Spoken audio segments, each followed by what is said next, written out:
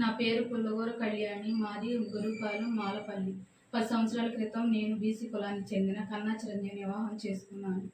మా ఆయన ఉద్యోగరీత్యా తెనాలిలో ఐతన్నగర్లో నివాసం ఉంటున్నాం.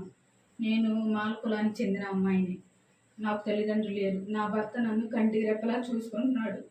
నేను ఈ ఐతన్నగర్లో ఎందుకు ఉంటున్నానంటే మా కులానికి చెందిన వాళ్ళు ఉన్నారని భరోసాతో నేను ఉంటున్నాను. నా భర్త వడ్డూరు పోలీస్ స్టేషన్లో వర్క్ చేస్తున్నారు. నా భర్త ఇంటి నుండి బయలుదేరే క్రమంలో రౌడీ షీటలు దాడి చేసి మారున ఆయుధాలతో చంపబోయారు.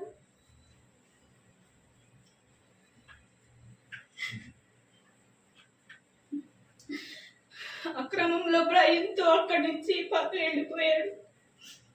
వాళ్ళు పలు కేసుల్లో నేరస్తులని తెలిసింది. ఆ రోజు దళిత సంఘాలు, రాజకీయ నాయకులు ఏమైపోయారు. మా ఆయనకి ఏమైనా జరిగితే మేము, మా పిల్లలు ఏమైపోయారు. నా భర్త ప్రాణాలు దక్కడం నాపై చూపింది అయితే నేను భావిస్తున్నాను. రౌడీ షీటర్లు ప్రోత్సహించమని కుల సంఘాలు, రాజకీయ నాయకులకు అంబేద్కర్ చెప్పారా?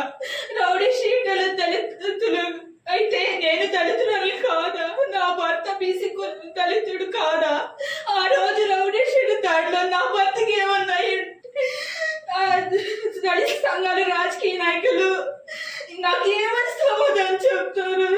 నా కుటుంబాన్ని పోలీస్ శాఖ చాలా అండగా నిలబడింది.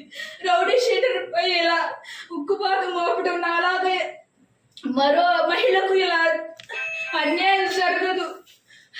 నిజమైన దళితులకు అన్యాయం, అవమానం ఏమైనా జరుగుంటే వచ్చి పోరాటం చేయండి, అంతేగాని ఇలా రౌడీ షీటర్లకు, మానవ మృగాలకు సపోర్ట్ చేయొద్దు.